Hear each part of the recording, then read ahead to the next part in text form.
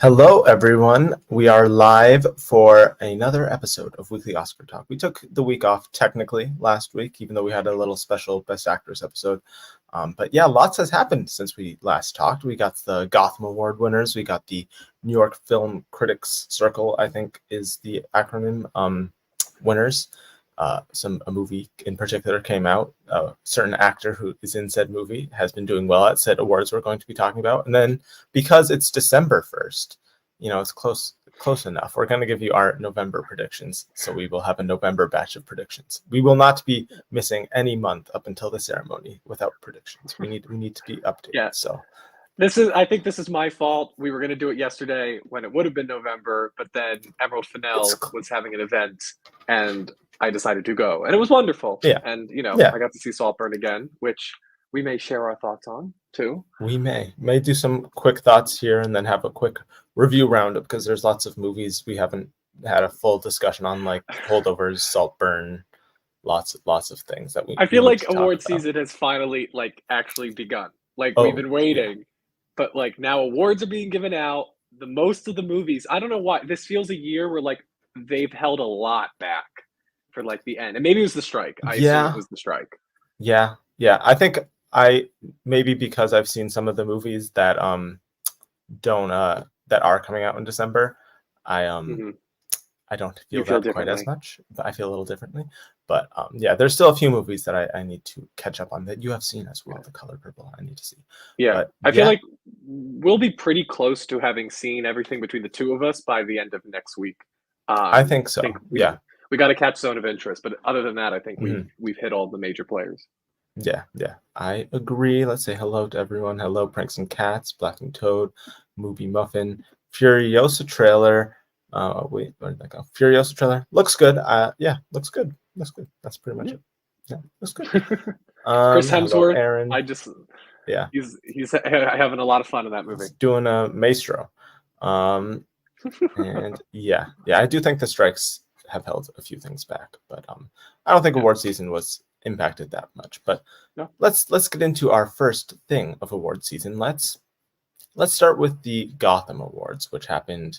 How long ago was that? That was like Monday, right? A couple days ago. So. Yeah, a couple. You're asking me to keep track of time. Yeah, this week. Let's talk about the Gotham Award winners. I can pull up a little list of the winners, but before we get into it by category, what do you think of these winners overall? Yeah, I mean, I was in the end, I thought they picked some very deserving people. They got the conversation going for certain campaigns, and other places they did what the Gothams generally do, which is they honor the performances or the works that aren't going to be honored anywhere else. I thought this was a nice balance of what the Gothams are known for and what they do well as an institution, as an awards body. And I'm sure we'll talk about some of the more juicy picks and what that means for the future. Yes, I think we shall. So starting off with Best Feature, not a huge surprise here. Past Lives won. I don't think anyone really was expecting much else in terms of what could win here. It didn't. I mean, we'll talk about it when we get to the other category, but it didn't win as many awards as I expected it to that evening. But yeah, nothing too much to say about Past Lives here. I think it was the expected winner. I'm still unsure about it getting in at the Oscars, but we'll talk about that when we do our predictions. So that's pretty much it on that. International feature went to Anatomy of a Fall. I really thought it was between that or The Zone of Interest. I think they wanted to give it to an actual international film and not just an English language film.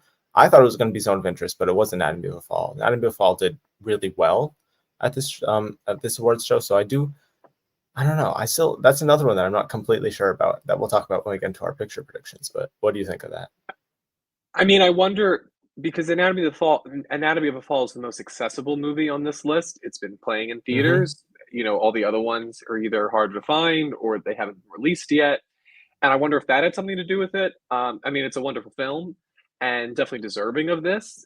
It is interesting because I also think when it comes to voting bodies like this and LAFCA and a lot of the critics groups, you wonder, are they trying to give support to movies that they know they are going to be the ones to champion, where they're not going to be championed by the major awards? That's what I wonder. Is there the idea that Poor Things doesn't need the support? It has Emma Stone and it hasn't opened yet, and Anatomy of a Fall they want to give their support to something like that. I've always wondered that. There's no real way of knowing what goes on in the mind of the awards voters. Yeah. Well, Um, it's worth mentioning for the Gotham Awards, each category has a different jury of people who pick the nominations and winners, and they're a jury for like a different group of people for each category, which is interesting. And they're a jury of yeah, like 5 people, so it's very, very easy to like. It's not like it's a bunch of people voting. I think, yeah. so it's very specific. So I wouldn't read into it too much. So yeah, I do think trying to crown something or like start something is definitely something that could come up. But I think it was definitely between that or Zone of Interest here. And Anatomy of a Fall is showing Yeah. some strength. Documentary feature. I still don't know about this category. I have no clue what's going on. I wait until later in the season to completely commit. But that's a good sign for 4 daughters. It's a good sign. I would think that would probably end up in the lineup. But once again, that's a crazy category. Any thoughts on that documentary? I agree. To predict documentary feature too early is a fool's errand. It's risky. It's a little too risky. But yeah, this is the category I was talking about earlier. Breakthrough Director, presented by Cadillac. I thought it was going to go to Celine Song for Past Lives. But it went to A.V. Rockwell for 1001, which is nice. I like that I don't know how much the juries talk to each other. Like I don't think they know who would be winning Best Feature. So it's a different jury deciding who wins here. But I think they could probably imagine it would be Past Life. So they wanted to show some love to a different film and directorial debut. And 1001 is a really good movie. Tiana Taylor also very good in it. So I'm happy it gets a little spotlight on it because I don't unfortunately see it getting many more spotlights put on it for the rest of the award season.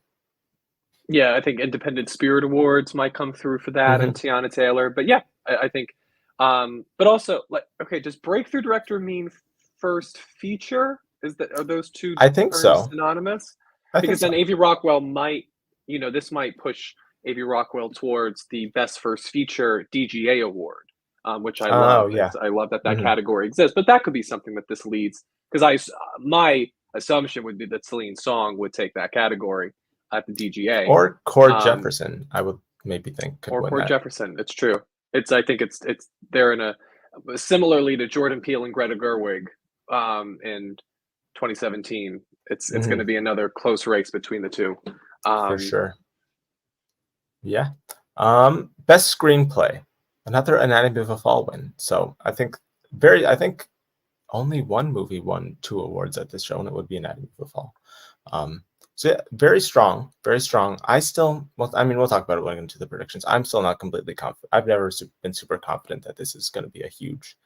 I think it'll get nominated in screenplay, but I've never been confident that it'll be a huge like picture and even acting or director contender. So I think while this is nice, none of these winners, besides maybe gaining a little momentum, have any impact on the actual Oscar race because there's really no overlap at all. There are some voters who overlap. I think like Ethan Hawke and Anya Taylor-Joy were parts of some of the juries here, so there's a little voter overlap, but very, very minimal.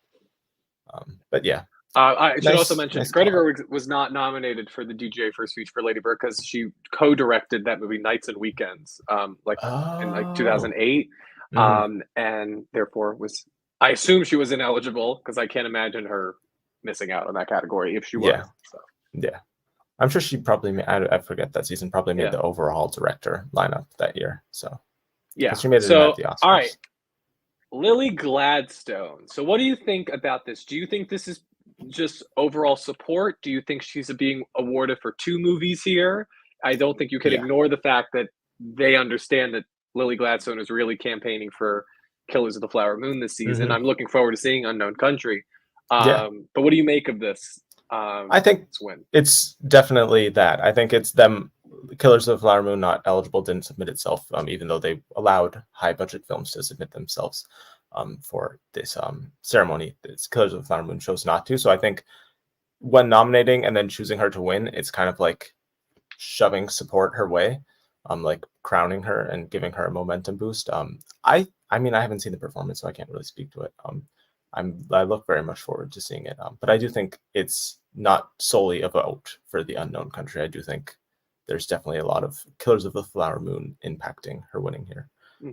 But she gave a great speech. I think it definitely gave her, I don't know how much of a boost. The Gothams really did boost both of the supporting actor winners the last 2 years, like a first speech of the season. So I think this does help her. I don't know if it's like a game changer per se, but I think it definitely gave her a little boost in momentum. Listen, as it's the wonderful M word. It's all about momentum, and as many Hmm. times as she can give a speech, that's going to help her. For sure. Now, let's move on to the actor who I am, I think, becoming a personal campaign manager for this year. I, Let's hope I it will. goes better than your other teen heartthrob, Mr. Austin Butler. Well, he got the nomination. He got the nomination, but yeah, he didn't get the win. But yeah, Charles Melton for May December. I felt very confident that he was going to win here. I have not taken him out from Best Supporting Actor since Cannes, so I feel very good about him getting in at the Oscars. But I think he seems surprised to be the winner. I don't. I honestly did. You do predictions? Did you think he was going to win?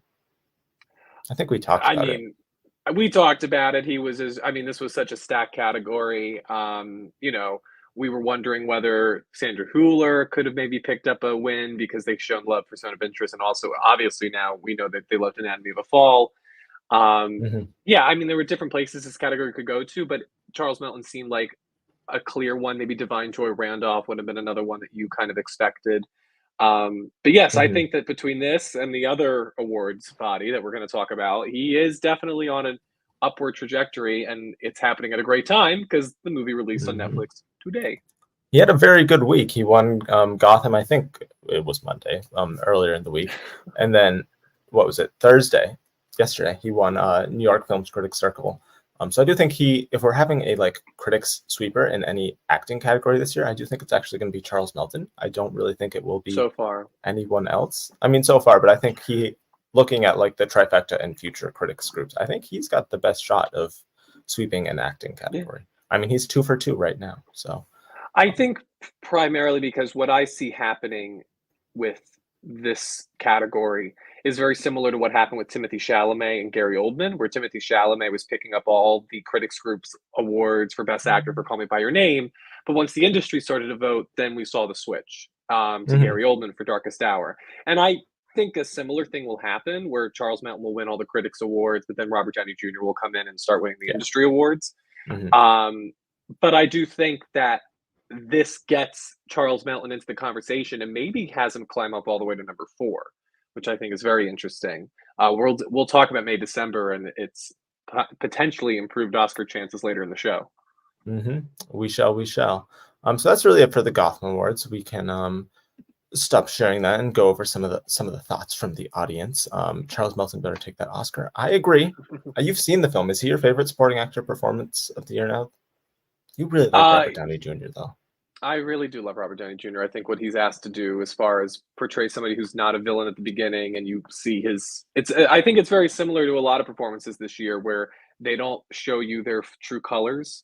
Hmm. I found that being said though, I thought Charles Melton was incredible in this film. He's the collateral damage of the story, and I think he portrays somebody coming to terms with that and truly seeing themselves. So much of this movie is about reflections and looking in the mirror at yourself. Yeah. His journey of understanding his true reflection was harrowing and devastating, and I think the last shot that he has in the movie should get him the Incredible. nomination. Yeah, I Should think, give but him honestly, the I think win. he's just as good as Dominic Sesa. I think there's a lot of great up and coming talent that John Yeah. Vigaro too. Like there's all three of those would. I haven't seen Poor Things yet. All three of those would be in my lineup right now alongside Downey and Gosling. So I think supporting actor is a really stacked category this year. I think that and Yeah. Best Actress are just Those are the two unbelievable. two most stacked ones for sure. But yeah, he's Yeah. easily my favorite in the category thus far with what I have left to see. I feel like Critics' Choice is definitely boosting support for certain awards contenders, but like anything else, I'm never sure. Gladstone winning is definitely in support of her rather than the movie. Nothing against the movie, but she's such a big name this year that I understand it's more Yeah. as an actor win. It's Yeah, I agree with that. it's Alicia Vikander winning it for critics groups for Ex Machina, the year of Danish Girl. Like Mhm. it's just her year. And that could bode very well for her if there's just a lot of support for her. And I think the other thing that helps Kill is the Flower Moon, especially now, is that if you want to honor that movie, that is where you honor it. You honor it in Yep. Best Actress. And Hmm. given that her major competition so far, we think, is a previous winner. We saw how that worked out last year. A lot of times they want to give it to somebody new. Olivia Colman, look at that when Glenn Close hadn't even won. they like to give it to fresher faces, to discoveries, and that could bode well for Lily Gladstone. She's an incredibly likable actor. I mean, Hmm. incredible. And her Oh yeah. performance, that's the other thing too. When your performance is so different than who you are as an actor, Hmm. that also helps you because it just shows the range of what you can convey on screen. Yeah, yeah. And she has passion behind her. I do think she's got a lot of passion behind her. Could Charles Melton be the big surprise for supporting actor? I don't think a nomination would be a surprise at this point. I don't know if you mean in terms of a win.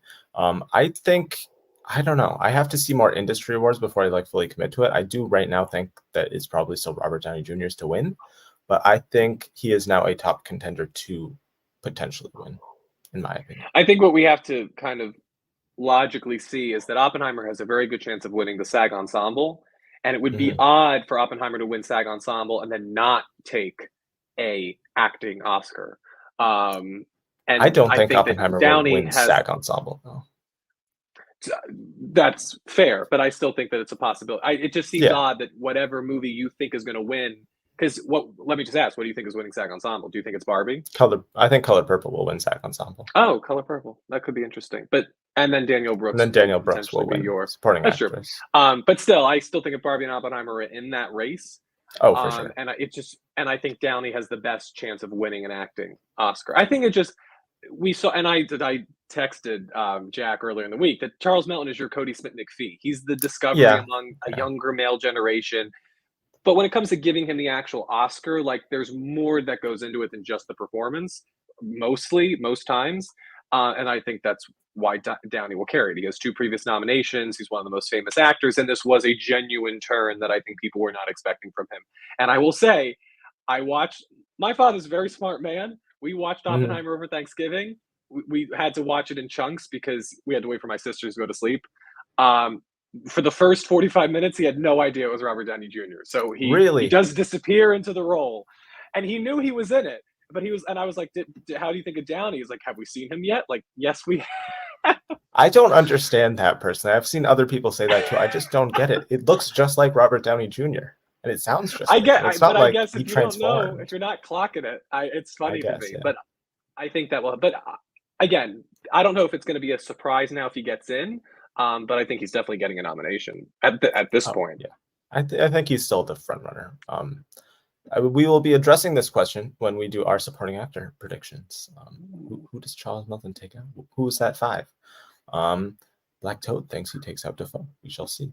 Yeah, Melton gives an incredible performance, physical, Yeah. everything. Could be the Brian. I think May December will be get more nominations than Causeway is all I'll say. I think May December is a much bigger contender than Causeway. And I think Brian Tyree Henry was more of a name that he could get in based off that. I think Charles Melton has to get in if the movie is strong, per se. I do think Yeah. the movie is strong. So yeah.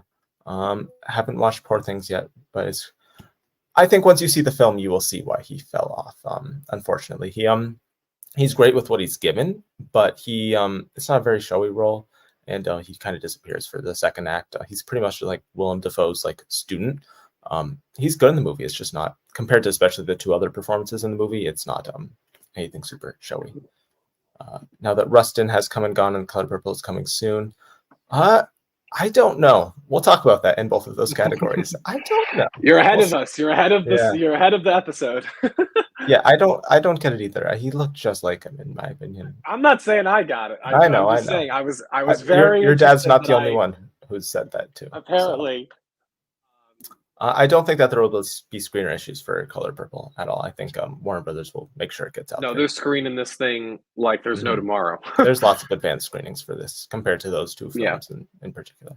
and it's Um, Warner Brothers. Like Little mhm. Women was Sony, and I remember Selma. Selma was just unfinished come Yeah, November of 2014. Like they had their first it was screening and last said, minute. we don't want to review because it's not done yet." There were just some VFX shots. So I don't think Mhm. that's going to happen with Color Purple. They know what they have, and there is a very strong path of maybe a Golden Globe musical or comedy win to SAG Ensemble to Best Picture, along with an acting award and some crafts. They have Mhm. there is a conventional narrative there that they're not going to squander. Yeah, I agree. And yes, Lily Gladstone. I think she deserved to honestly be the lead of that movie. But well, we had a whole discussion about that. We'll see how that continues to play out. And yes, as we said at the top, lots of more stuff coming very soon. So yeah, speaking It should of be noted award though, stuff, National Board of Review is not like a critics group. It's like I think it's a no, group of college students. yeah, So I do think that if you're like New York Film Critics Circle, LAFCA, the Los Angeles Film Critics Group, like they are probably seeing more movies than the National Board of Review. I would put my money on. They get access to it compared to, I don't know, National Board of And Review's they have access. just, it's their job. That's why that's why the critics groups are at least interesting, because they have seen everything and they go out of their way to see like the smaller stuff. Like I think on average, like most of these critics are seeing like 200 to 300 movies a year of 2023 releases. So yeah, that would be an honor. I don't even know how one gets in. So as I just said, that they're not as important. yeah. No, well, even compared to us, they're far above us. So I'll hop in. And someone just watched Holdovers, and I wish that. Yeah, we'll talk about Holdovers maybe a little at the end, or as we touch on the acting categories, and then we'll have a very more in-depth review of it at some point very soon. But yes, let's talk about these next winners. The NIF, we were just talking about them, the NYFCC winners. So let's pull up the actual winners here, starting off with Best Film went to Killers of the Flower Moon. I don't think that's too surprising, considering they gave it to The Irishman. They've given it to Martin Scorsese lots of times before.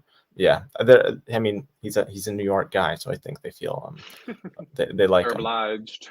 So yeah, I think it's good for the movie. I still think Killers of the Flower Moon is losing a lot of momentum as the award season continues. And we'll talk about that as we get to some of the big snubs I think it could get. But this is good for it. This is good for it. This is good for the movie.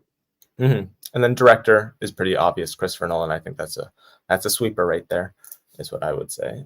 In director, best actor is interesting. I didn't expect this at all. Franz Rogowski for Passages, a movie I still need to see. I'm very upset that I still haven't seen it, but I've heard great things about it. I'm looking forward to it. I thought maybe it would have been like Andrew Scott or Bradley Cooper, since that's another like New York thing. For Maestro, Leonard Bernstein. But I like thinking, what's other New York things? Other New York. What's other? Well, they do other New York things. I think that's pretty much about it. Killers of the Flower Moon and Maestro. But nice shout out for Franz Rogowski. I'm happy that he gets a spotlight on him. I'm sure Passages will probably do well at the Film Independent Spirit Awards as well. Another Best Actress win for Lily Gladstone, Killers of the Flower Moon. It seemed like a pretty unanimous decision too. It seemed like, based off the tweets, they came to that decision pretty fast. So yeah, once again, I think the critics throwing their weight so far more so behind Lily Gladstone than I know lots of people also thought Emma Stone or Sandra Hüller would be big critics contenders for Best Actress, which they could be for the other upcoming critics awards.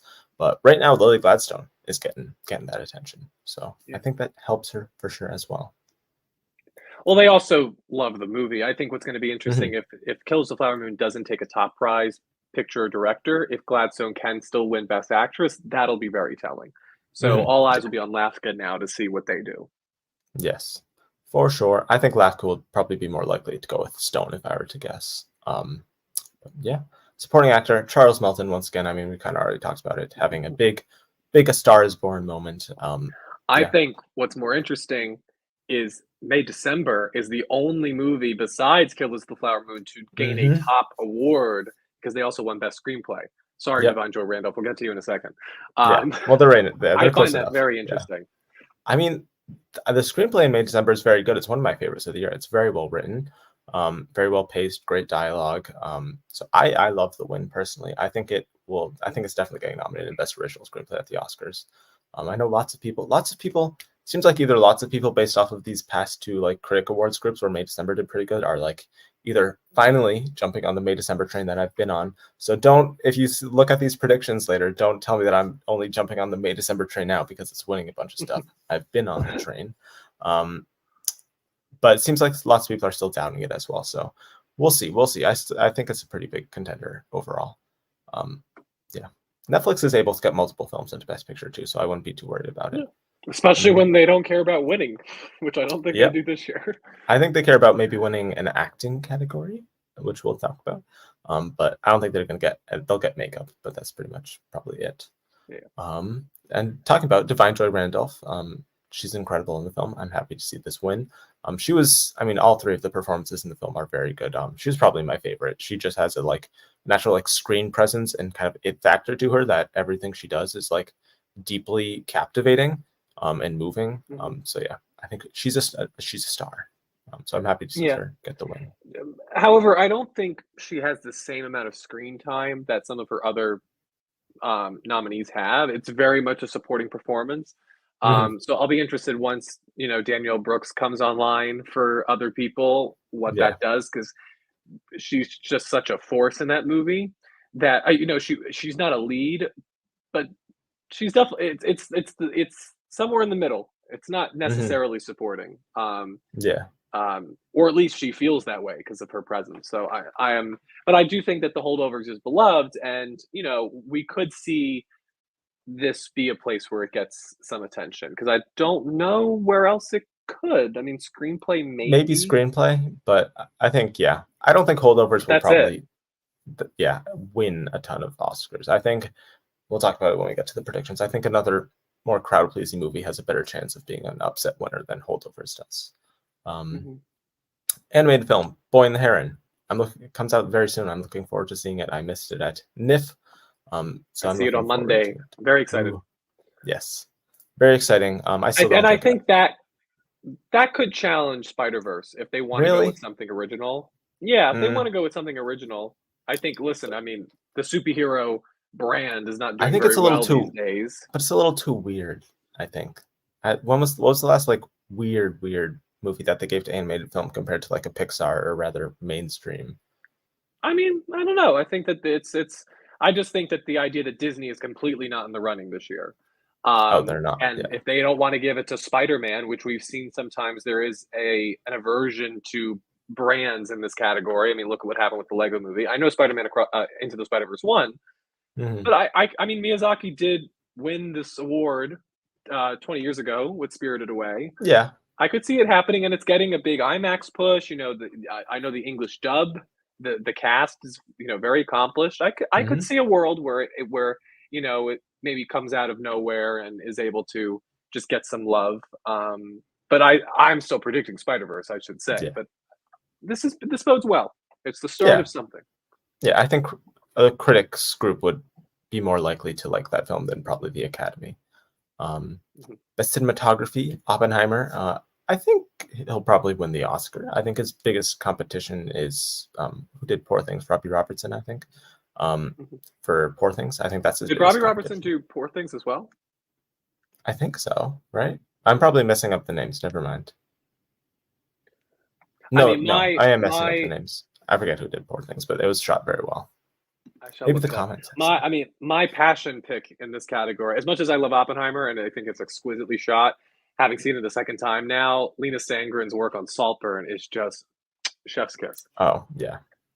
I I don't love think it. that has a I shot even at love a how it's shot. nomination, sadly, but I it is. know, and it's so sad. I mean, maybe we've seen cinematography be sometimes the one nomination for certain films, like Silence, Yeah, Never Look yeah. Away, like Caleb Deschanel got in 2018. So you never know, and I'm gonna hold on because it's such a beautifully shot movie. Like it is just gorgeous. Academy ratio, just come on. Yeah, it's very beautiful, very beautiful. And Robbie Ryan, thank you guys, not Robbie Robertson. I forget who Robbie Robertson is. There's a lot. There's similar names, so I don't think Robbie he gets too Robertson, I bad think, of me. was this composer on I think Killers of the Flower Moon. yes, he is. Yes, that it is who it is. Yeah, Okay. yeah. Best nonfiction film, Menus Placeres Les Troscos. I've not heard of this, so now it's on my radar. International film once again goes to Anatomy of a Fall and not Zone of Interest. So Zone of Interest did not do as well as I expected for these critics groups. And then best first film, of course, goes to I Past Lives, wonder I if they're think. holding their cards too close to the vest. I think For Zone of I don't Interest. think it. Yeah, I don't know. I feel like a lot of times when you hold till the end with critics groups, it doesn't bode well for you. Yeah. You want Well, to I have think the been critics have all released. seen it though. I think all of these voters have I probably seen it. I understand, but I still think that very rarely do like the 1917s, like the type of movies that they hold for the last minute, do they even if they've seen them, do they perform well here? Because I think a lot of times what ends up happening is that if you haven't been released, odds are the majority of your voting body maybe saw it on a screener, and that does Yeah, affect seeing the movie. I do think seeing it on a big screen, playing in theaters with an audience, will affect how you see the movie. I do think Killers of the Flower Moon and Lily Gladstone will owe that to their yeah, wins if they end up going all the way, because it does make a difference to see it in a packed theater. it does. It does. Let's see. Any thoughts on this? Oppenheimer taking the Roma path. Yeah, I think Oppenheimer is definitely at least winning director and What's probably the Green cinematography. Book of this year? The Green Book. Well, I think I don't know. None of these movies I think will be as bad as Green Book. Like I've seen people compare Holdovers to Green Book, and I just don't understand that. Because one of them is a Hey, very good movie maybe and it's one of them is a Barbie. very bad Barbie movie. wins screenplay, supporting actor, and then goes on to win I Best don't think that's Picture. the You same never know. kind of movie though. I think they're No, looking for no, like I more agree. of a feel good kind of movie, which I think would either be Yeah, Holdovers or yeah. American Fiction for that. And I think just to look at the comparison, Oppenheimer Hmm. has a lot of similar checks as far as the type of categories it can win. But Oppenheimer, I Hmm. do think generally got people engaged more than Roma ever did. I love Roma. I Yes, think it was exquisite. I would have Oppenheimer maybe, made I mean, nine that, hundred The Favorite. fifty million Yeah, dollars. So there's a, yeah. So I think Oppenheimer doesn't have to worry about not connect. Like, I think the thing is, when people look at Oppenheimer, I think even the people who maybe don't love Oppenheimer, they look at it, it's like, yeah, that's the best picture. Yeah, that makes sense. it And I makes think sense. that It helps. does. Yeah, It's haven't the seen. antithesis of Roma in many ways, because it's on the biggest screen possible compared to Roma, which Hmm. was Netflix's real first foray into all this. I know Mudbound had come before, but Roma was It was really their their first first big time contender. at the Yeah. big leagues. De Niro. I love De Niro in Kills of the Flower Moon, so I think he would be a fun winner. But I don't even know if he'll get nominated. Um, Mhm. Sweep starts for Nolan. Question Yep. for y'all: is Poor Things blanking here that big of a deal? I would have thought it would get screenplay or an actor, but May December beat it out. I don't think it's a huge deal, but I do think that and Zone of Interest both blanking did surprise me. If it Poor Things continues to like blank at all of the Critics Awards, then I would be concerned. Right now, I'm not gonna like be too concerned about it. Like Aaron says, I think Emma Stone could win either of these. Um, but if it continues to blank, then because Poor Things is the kind of movie that I think critics would at least give one or two wins to. And if it doesn't get that, I'm not sure how much. It's a movie that would appeal more to critics than it would to the Academy because it's very weird and wacky and out there. But let's So let's break it down, because what awards would it have won with New York Film actress, Critics? It could have won actress, but screenplay, also, as we've talked about, the idea that Emma Stone is already beloved. Maybe give the chance for Lily Gladstone, who was in their Best Picture. yeah, Um, but it I still do could have think won that actress. the idea, it could have, but I'm just saying there's a reason you could understand why maybe Yeah, she didn't win there. Director, again, I just think it's Nolan's time, and that's nothing's yeah, going to stop him. He deserves this for just the last 25 years of work. mm-hmm, He's going to steamroll the whole way. There mm-hmm. was no costume design or production design for these awards, right? Because I mean, Barbie No, got there was nothing else cinematography. either. You know, there was cinematography, but again, Oppenheimer, I think they It's very wanted to strong. show some love. I don't know. I think that it. Those two I'm categories are very not. connected too. Director and Yeah, cinematography. They often go to I the same agree movie. that we need to see some support for Poor Things before the critics groups are up. Um, Hmm. but as I said again, I do think it helps when you have been fully released, and that will happen within a week. It starts in Hmm. select theaters on December 8th. I'm seeing it on Tuesday, on December 5th. I'm very excited, and I can finally give some Yeah, insight into yeah. that movie's chances. I think you're gonna like it. But oh, it's Emma Stone and Yorgos Lanthimos. Yeah. I always go back and forth between The Favorite and First Man for my favorite of 2018. I think right now it's The Favorite, so I definitely love that combo, and I'm excited Both of the for, La La Land very excited to pairing see it. there Yes. in those movies. Yes, but not on actors on actors. Ryan Gosling, you need to get out there. Let's see. What We else do needed we the have? Aloha reunion. That was more We important. did not need that. No, no, no, no. At the ending of Saltburg is where it should win cinematography. Yeah, yeah. I mean, the ending of Saltburg certainly is a fun That tracking tracking shot. shot. Oh my God. Yeah, it's a Well, good tracking I shot. thought from the moment the first shot of Barry Keoghan looking out at the courtyard and there's three faces of him, I was like, oh my Hmm. God, this is beautifully shot. But that last tracking shot, it might like I thought nothing pretty could good. top the last scene of Oppenheimer with the I believe we did. But then that scene ends. I was just like, Emerald Fennell, you're misunderstood in your time. I love that. I love that scene. It is so good. It's a good scene. Beyond what people may think. It's a It's good a scene. I don't know about wonderfully the movie. layered, the rocks, everything. It was great. Yeah. I don't know how much depth there is to said scene compared to Oppenheimer, but we'll save that for when we I think you seem much more positive on it than I was. I had a great time watching. I've seen it twice too, which I think helps. Yes, I do think a second watch would be helpful. Yeah, I had a good time watching it, but then looking back on it, I don't think it's saying much. I think it's pretty empty, but we don't need to get into I would say this, and we'll get into May December talk as well. I think both movies are not the movies you think they are. And so if you're expecting certain things to be said about like class commentary with Saltburn, I don't think that's what that movie's trying to do. And I would agree that it comes up short through that. Well, I don't want to spoil it. We'll talk when we actually do reviews and we give people warnings, we'll talk about Saltburn. Okay, yes. Saltburn could potentially get that. That's the only nomination I think it could get. And even though I think it's deserving of well-known cinematographer, and Lena Sandgren is a winner. So I could definitely see that. Yeah. American Fiction. I'm not sure what this question is about, but it's definitely a contender. It does exist. Oh, the Green Book. Yeah, the Green Book. Yeah, that's what it was about. Yes. Yes. We're a little behind. We're catching up. It could be a screenplay. It could. I think screenplay is coming down to American Fiction versus Oppenheimer and adapted. I agree. We'll talk about that when we get to adapted screenplay. Yeah, it is too early to completely commit, but that's why it's so fun right now. Once it's later on and everyone has had like the winners and stuff, and it's relatively easy to predict, it gets boring. Holdovers is the only one that comes close, but it's not. Oh, this is the Green Book thing as well. Yes. Green Book. My friend on Letterboxd has Poor Things so low on their list. It's divisive. I mean, I've seen reactions from some critics in this space who, give or take what you think about them, are very, very negative.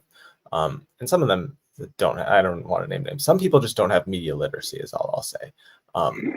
About some people. Some things in the movie are very explicitly stated, but it's a taste thing, and I think he's trying to be. From what I have seen, it is a movie that is really going to the extreme, and he wants to, provoke you in some ways. I think Emerald Fennell is a very similar filmmaker, that they're trying to get certain reactions out of you. They're not playing it safe.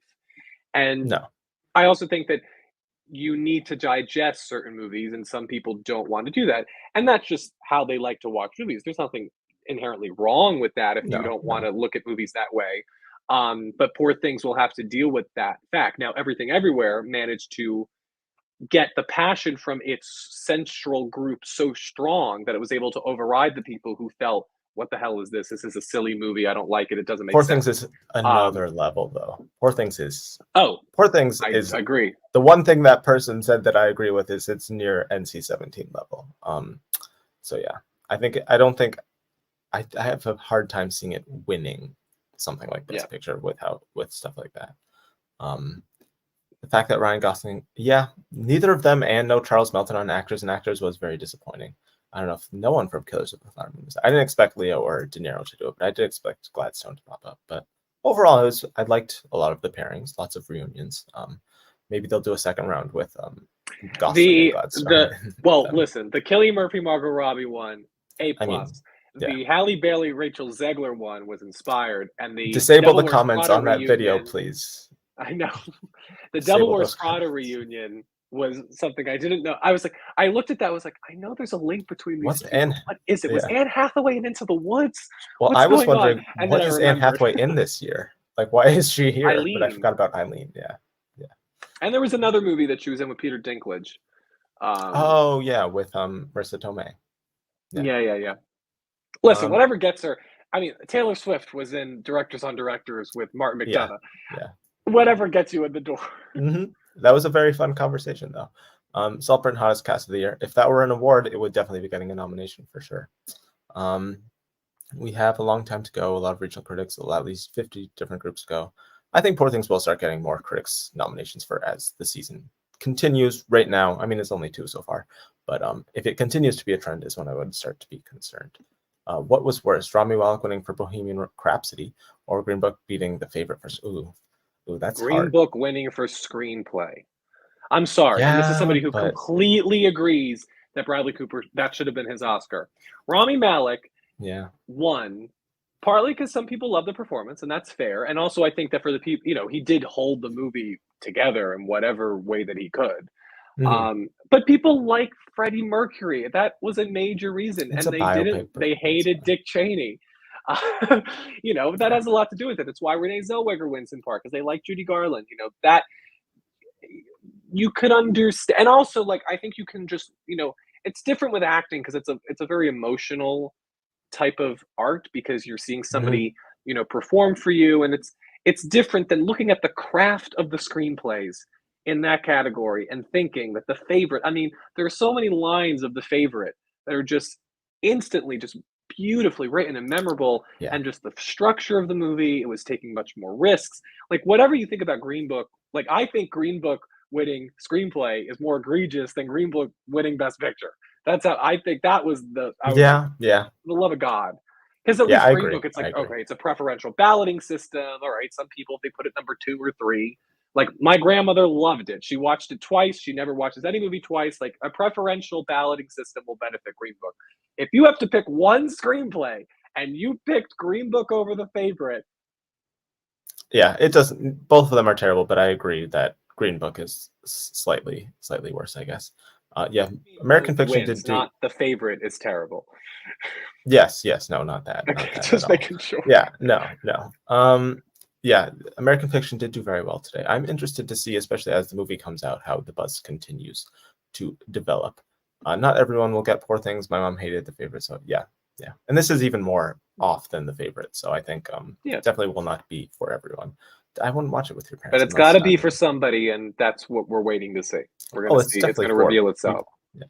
Yeah. Well, so Um far it hasn't been because it hasn't gotten a single win win. yet. But it's getting I think at the Oscars it might play out similarly where it gets lots of nominations and maybe just 1 or 2 wins. I don't think it's like But a huge we've talked winner. about. I've said this.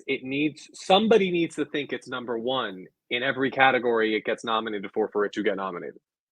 You can't Mhm. be a consistent number. Like there were some people I guarantee that think Bohemian Rhapsody was the best movie of that year, and that's why it got nominated.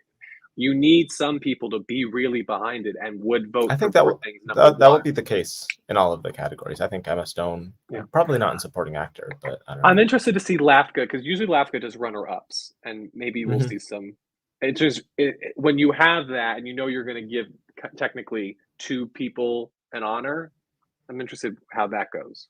Mhm. So we'll see. Sterling is campaigning. I did just see him on Hot Ones, so yeah, we'll see. We'll have to see how the Alex has campaigning been continues. restored.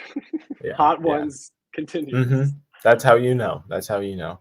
And speaking of which, we do have hopefully some of those people who we mentioned, like Gladstone and Melton, They are should in the show up. Yeah. roundtables. But usually it's similar groups of people who are in the actors on actors and the roundtables.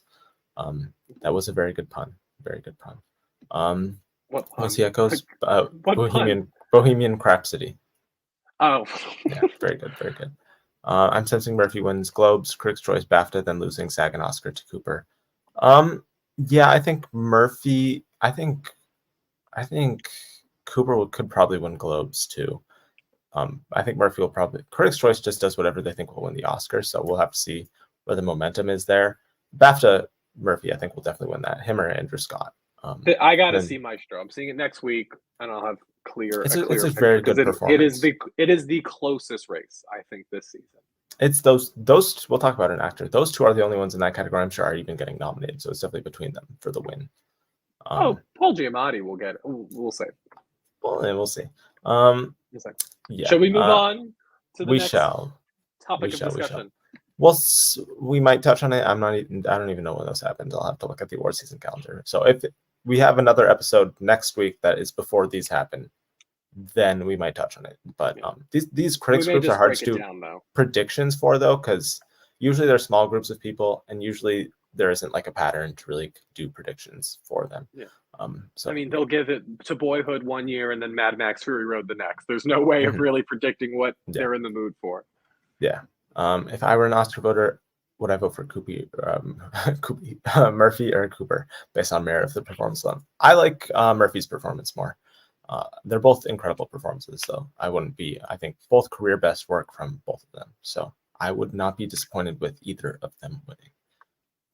I will see it next week, and I will wait to share my thoughts. Yes. Speaking of predictions and thoughts, let's get into those.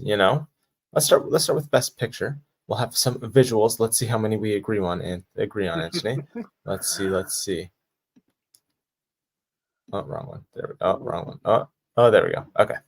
There we Best go. Picture. There we go. Perfect. Best Picture. My 10 are Oppenheimer. American Fiction is my number 2. I think that's a dark horse That's winner. bold. I think. And I think if there's a movie like we have that frontrunner fatigue and that like feel good movie that comes out later in the year has a surge and then overtakes something, I think that would be American Fiction this year. I don't see anything else being that. Poor Things, I think it's going to get a ton of nominations. I don't really think it can win. Barbie, I think same thing, a ton of nominations. I don't think it can win Picture. Color Purple, I think it will win SAG Ensemble. It's a very feel good movie, which I think helps it in terms of a lot of these not feel good movies. I think it'll probably win SAG Ensemble. Because of Flower Moon, once again, lots of nominations. I don't think it'll win much. Holdovers, feel good. It got a decent amount of nominations. I don't know if it'll win anything. Maestro, once again, a lot of nominations, might win acting. Zone of Interest and May December, I'm not super confident in. Zone of Interest I have mostly just because I have it in director and cinematography, and I want to have an international film in here. Yes, well, whoops, spoiler alert. But yeah, I want to have an international film in here, and I think that's the one that has the best shot of it happening. And then May December, I've had May December in here since Cannes. I've never taken it out. You can check the receipts, all the previous prediction videos.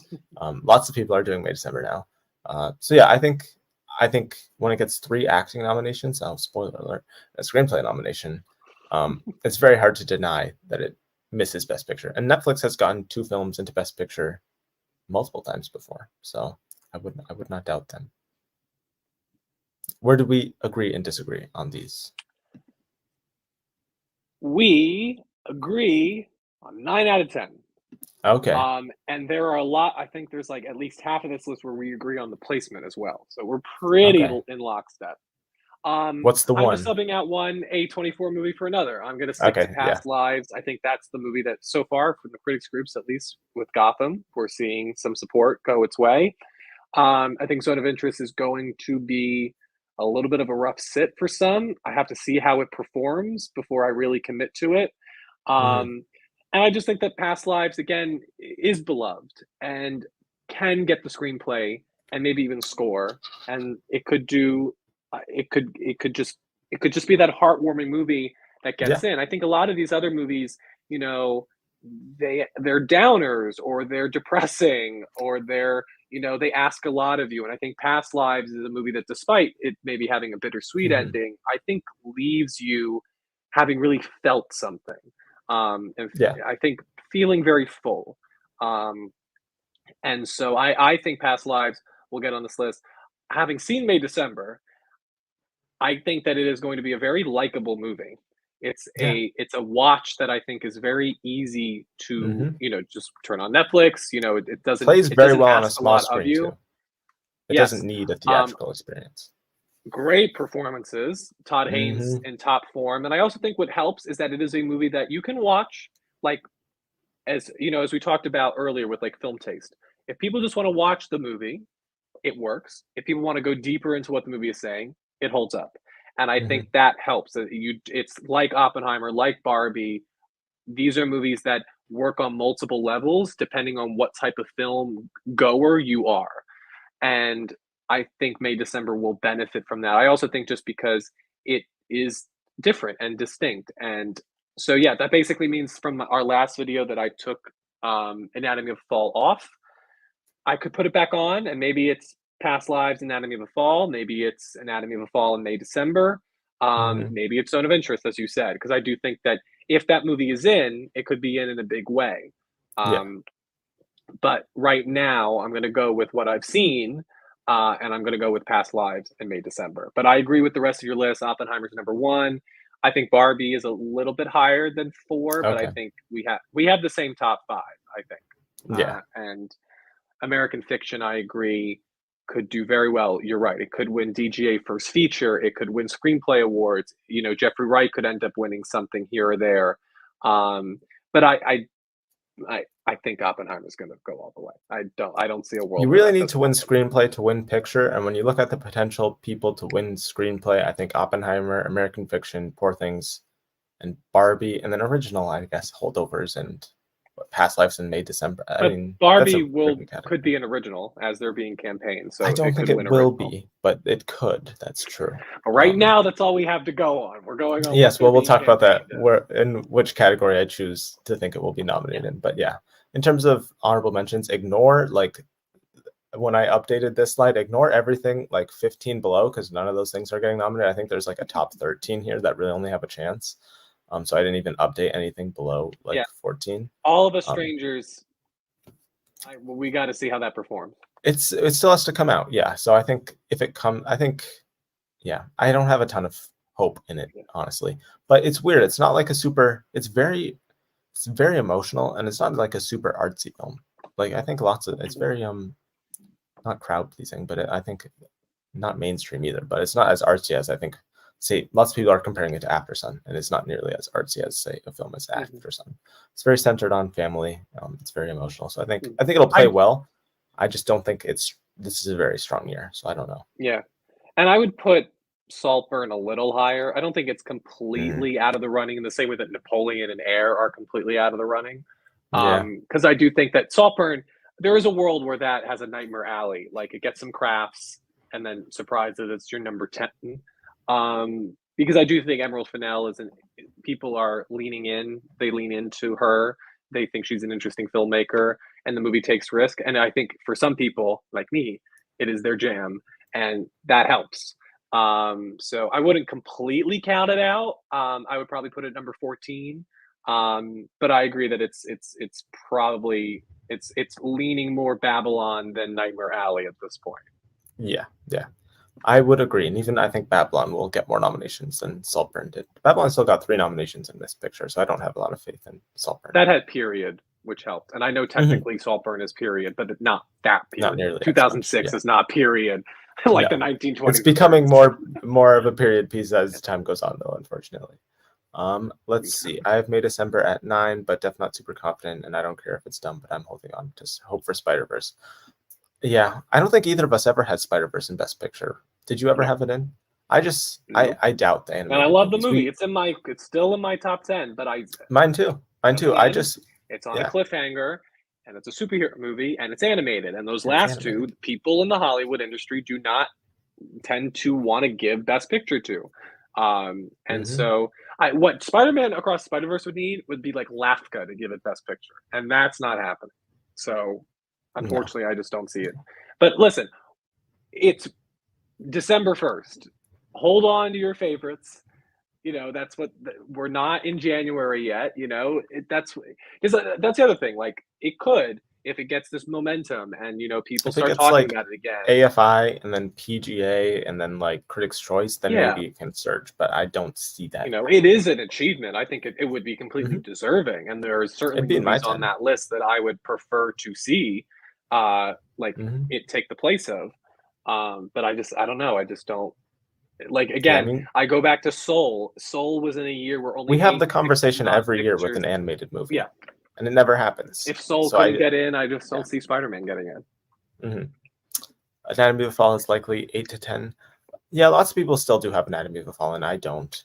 I don't know. It's conventional wisdom, which is making me like. I feel like we have to do something that isn't expected, and that's why I think both of us are going May December, because it's going to open. I think it's going to do fairly well, and maybe we should get. Well, let's do directing, but we'll talk about acting. I think the actors are going to come through. May December feels like the marriage story of this year. The writers and the actors, and that's also Netflix's number 2. Yeah. Yep. So let's move on to director, where.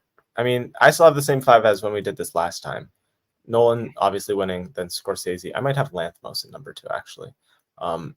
Glazer. Yeah, Scorsese should go down. I do think the fact that he's Scorsese does help him, but I don't think he's still in it, but I wouldn't put it at number 2. No. Yeah, I think so. This is the thing. I haven't seen American Fiction, but I think it is very likely and very possible that Cord Jefferson takes that number 5 spot. From what we've heard about the movie, that this is an arrival of a new, fresh talent that is exciting. I think he could very well make his way into this top 5.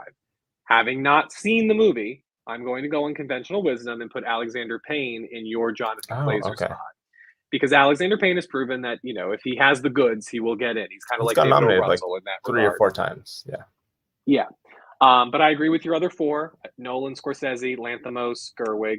Definitely. I put Gerwig higher, though. She's probably my number 3. And Scorsese's my 4, and Lanthimos is my 2. And then I think keep an eye out on, if Anatomy of a Fall overperforms, you could see Justine Triet get in there. But that could be the international pick. But yeah, it's not nearly as showy, I don't think. Is with names. Like, it's why, as we said, Ruben Östlund gets in over Edward Berger, even though Edward Berger had the more Academy. The bigger contender. The bigger contender. Though also, I think All Quiet became the bigger contender after the nominations. Yeah. But still. And then I do think if the movie really does well and people just are exploding with passion for this, you could see Blitz Bazuli get in and take that 5th spot as well. I think that's a possibility because it's a musical and it'll be very clear the craft on display. Is it a directorial debut for him as well? Is this his first film? He, in the Greta Gerwig sense, he made an independent movie. I think it came out in 2018, but it very low scene. I've seen that movie, The Burial of Kojo. Yeah. Oh, well, then there you go. I don't know why I completely blanked out. I had to watch that for a film class, but yes. But for most people, yes, this will be a debut for them. Yes, but not for me. I didn't even. You had to watch that for class? I did have to watch it for class. Yeah, it was very good. I liked it. Very visually stunning, which, from what it sounds like, Color Purple is as well. Yeah. So yeah, that's it for director. Really, Nolan is winning. That's pretty much all there is to say. Let's see if we have any comments on it. Down. Yeah, you can lock that in. Nolan, Scorsese, Lanthimos, Payne, and Jefferson, Gerwig, Triet.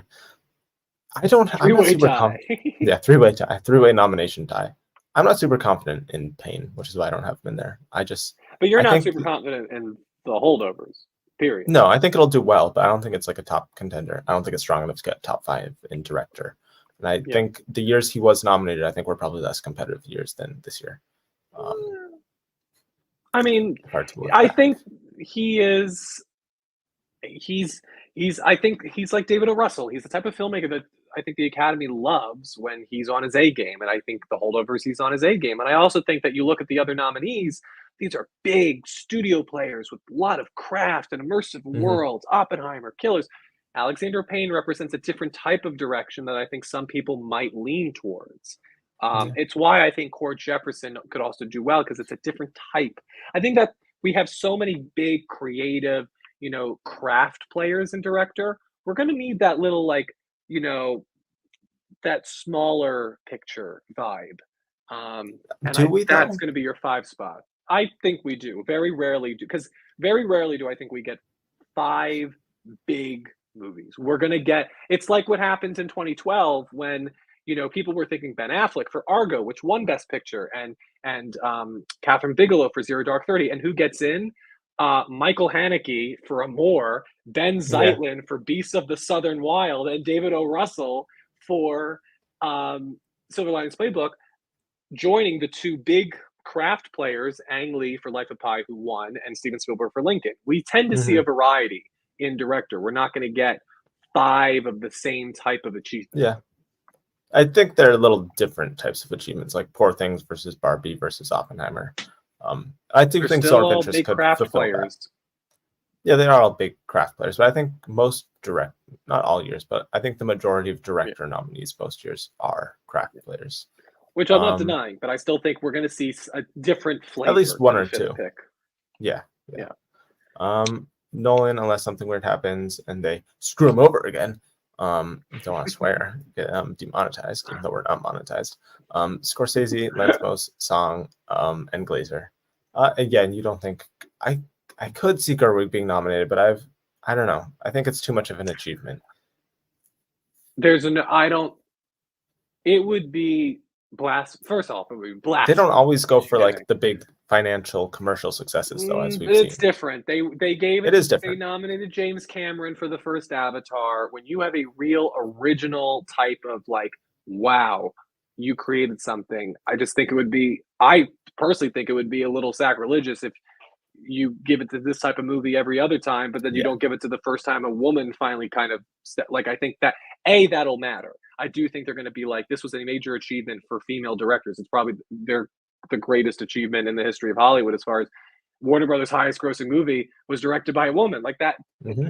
women will want to celebrate that. Greta Gerwig is pushing boundaries. Yeah. I was at the Emerald Finale event. Like she called Barbie like the greatest movie like she's ever seen. Like she loves this Oh, wow. movie. And Emily Blunt has seen it 4 times. You know, Hmm. there's love for Greta Gerwig. It's a craft play. It's an emotional movie, more emotional than maybe some of these other contenders. I Hmm. don't see how you can deny her this chance. And she would become, I believe, the first woman to be nominated twice in this category. Correct me, right? Did Bigelow Was get Jane nominated twice? Bigelow was not nominated twice. Jane Campion would be the only other person. Let Okay. me look that Jane up. Campion may have been. I'm sure the comments will probably correct us.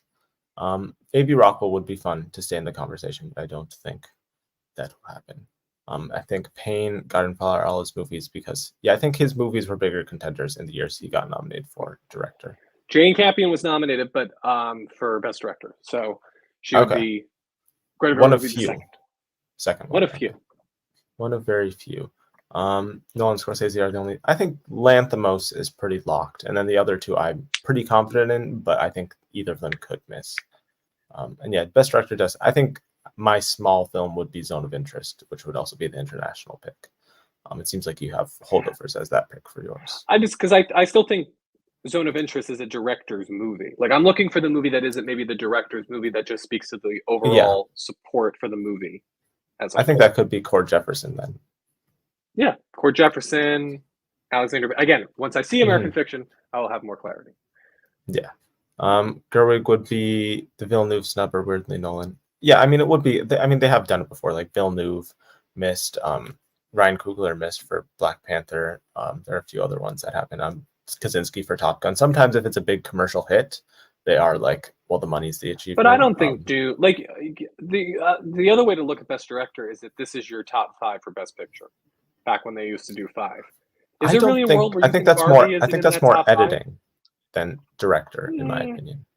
Still, I think I don't see director, a like, world. I mean, Another Round was nominated in director. That wasn't even in picture. So I think it's not always your top 5. It's usually like your top 4. International contingent. And then a wild pick. You know, the international voters coming in. I don't know. I feel very strongly about Gerwig. I don't think Gerwig's missing. I think Gerwig's my 3. I think she. Oh, okay. I don't know if I'd have that high, but I feel pretty good about her getting nominated.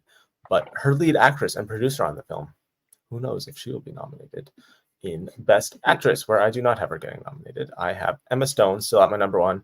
I think Lily Gladstone. I think it's between those two. I no longer think Carey Mulligan can win for Maestro. I don't think. I mean, the movie hasn't come out yet, but I think those are your top 2 contenders. Then Fantasia Barrino. It seems like the movie will be a big enough contender, and that the performance will be showing enough. And then Natalie Portman is incredible in May, December, and I'm pretty confident in the film's awards chances. I think it's one of her best performances ever.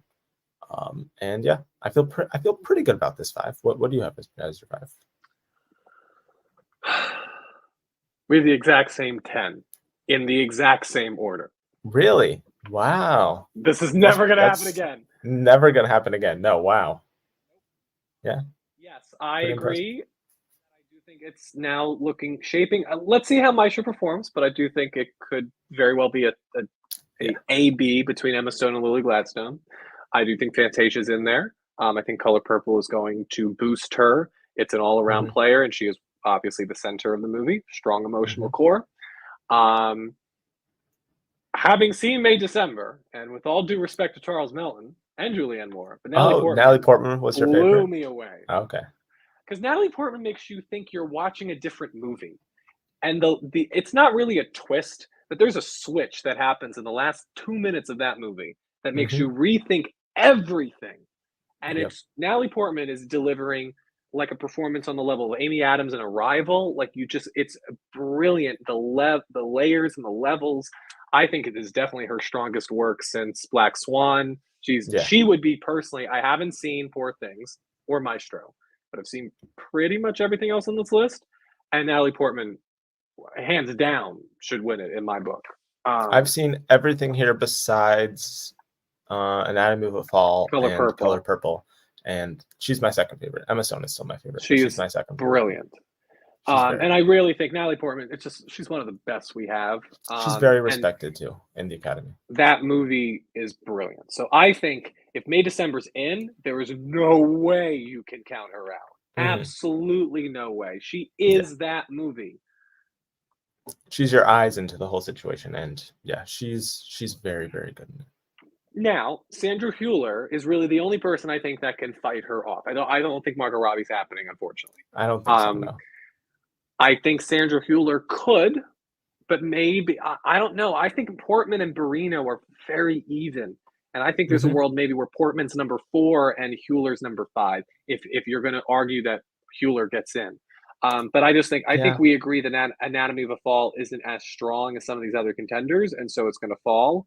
So and when you look, when you look at the acting branch and who they nominate, they very rarely nominate foreign performances if it's not from a big name actor like Penelope Cruz, like 2 years ago. No one from Parasite was nominated. They're not a big name, and in Anatomy of a Fall is not a huge contender movie either, so it's not a big name actor, and it's in a relatively borderline. And you're Natalie movie. Portman, like that helps. Yeah. You're an Oscar winner. You've been nominated before. This would be her 4th nomination. Yeah, it would be. Yeah.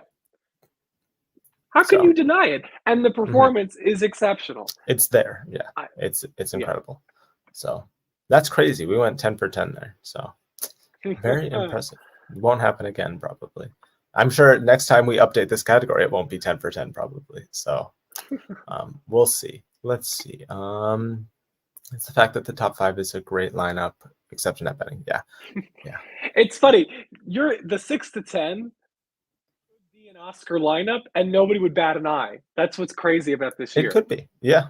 Like if those 5 people got nominated, like let's say you didn't know the other 5 existed. If those 5 got nominated, you'd be like, oh, wow, this is a stacked category. And that's not even including the top 5. Like, it's crazy this year. If those 5 got nominated, honestly, Annette Bening would probably win, which is wild. But yeah. Oh, Naiad. I would switch. Yeah. Oh, Naiad. Fantasia for Lee. I just don't think Greta Lee is going to happen, unfortunately. I think it's similar to Huller, except it's not a foreign performance. She's not a very well-known actress, and it's very subtle, unlike Huller. Huller's very ocular. Very ocular. And the movie, I think, isn't as big a contender as pretty much everyone else above her. So she might make my 5. This is a very competitive category, but I would love to see it, but I don't think so. Yeah, I don't think Robbie is going to happen, unfortunately. Just going to be sad because, like, pretty much every other aspect of the film she'll be nominated in producer, but every aspect besides Barbie herself. I can't wait for the think pieces on that one. Yeah, I mean, it'll be bad, but, it'll probably happen. Let's see. It's a stack. I can see Fantasia, Robert, or Hüller getting in. I could as well. It is a bloodbath. Once you see The Color Purple come back, I think it's going to be very hard to deny Fantasia. Any chances of an Andrea Riseborough nom? I don't think. Does she have a movie this year? I don't think. Are you talking about Andrea Riseborough getting nominated or a Andrea Riseborough type nomination? I don't think either of those are likely. Is what I would say. I don't think there is, because to do what Andrea Riseborough did, you need to have connections. I don't think any of these smaller performances like Greta Lee or Sandra Hüller or Kaylee Spaney have the connections that an Andrea Riseborough does to boost their performance. That's not going to happen every year. Believe the Academy's not going to let it happen. They've seen the signs now. Yes. Benning is your favorite out of these 10. Wow. That is, well, I'm happy she's someone's favorite. Do y'all think the added members and changes to diversify the Academy will make any differences this year? I don't think it'll make a huge difference overall. I don't think anything compared to like the last few years, anything will be majorly different. You still think Huller is safe? Yeah, I could still see her if she because she's definitely got gangs. That's what's tricky. SAG will be a very defining thing in this race, I think, because BAFTA and Golden Globes, BAFTA will be able to get 6 nominations. So it'll probably be a pretty safe. I think Huller will probably get in there. All of these women are getting nominated at Golden Globes because they split it up into 2 categories, and there's 6 nominations. And then Critics' Choice also like add multiple nominees. So I think SAG will be very telling in terms of who gets in. And I think Portman, Netflix does very well at SAG, and Barrino, that's a very, I think, SAG-friendly kind of performance. And I think the other 3 are going to get in pretty much everywhere. So, yes. To Best Actor we go. Yes, maybe Annette Bening is our best shot. I mean, she's got the connections. So, yeah. Yeah, but it was Andrea Riseborough was just because people had seen her be passed over her entire career, and they wanted to get. I mean, technically, Annette Bening has been passed over for a win. Yeah, you don't. When you're married to Warren Beatty and you've been nominated 4 times, you are not. You're a Glenn Close. You're not an Andrea Riseborough. Yes, Annette Bening will have another year, but it was not this year. That's all I'll say. Best Actor. Let's move on to that. Where I still have Cooper winning. I think it's between those 2. Do we have the same 5? What are you thinking here? No, we don't. Very interested in your number 5. That's what I'm saying. I think there's an easy top 7 here. I think those top 2 out of these top 7 are the only ones I think are definitely getting nominated. I could see Wright, Giamatti, Scott, DiCaprio, or Domingo all missing. I think none of them are safe. So I think those top 2 are. 4. Okay. Your top 4 is the same top 4. Safe. Okay. And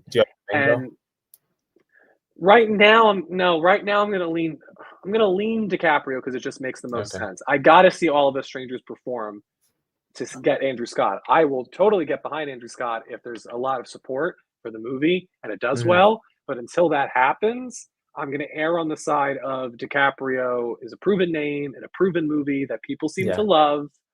And even if they don't love it as much as maybe people were expecting, or there's waning, he's still Leonardo DiCaprio, and so I'm going to put him at number 5 for now. But I like your pick. Because I mean, it might be a little bit of a passion pick as well. Because who haven't I seen here? I have not American Fiction. That's it, really. Besides Zac Efron. Well, yeah, of the top 7, I don't think Zac. Did you see Rustin? Is great. I have seen Rustin. Yeah, I think Colman Domingo is very good in it.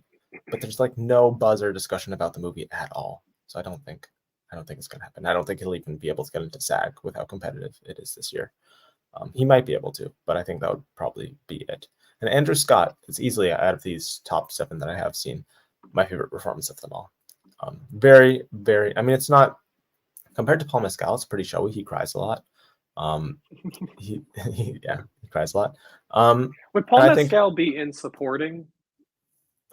Oh, and I was comparing him to Paul Mescal in After Sun as a similar nomination. Okay. But in this movie, Paul Mescal would be in supporting. I think he's easily all 4 of them. All 4 of the main performances of Foy, Jamie Bell, Andrew Scott, and Paul Mescal are all very good. I think he's the number 4 of them all, so I don't think he would get into supporting. I think the only supporting chance it has, which we'll get to, is Claire Foy. But yeah, I mean, Andrew Scott is very good in the film. I think he could get BAFTA. I think he'll get Critics' Choice, and I think he'll probably get Golden Globe because it's split up into different categories. I don't think he'll get SAG. 6 this year. Yeah, I don't think he'll get SAG, but we've seen actors get in off of just those 3. I mean, those 3 precursors getting nominated is pretty strong. That'll help.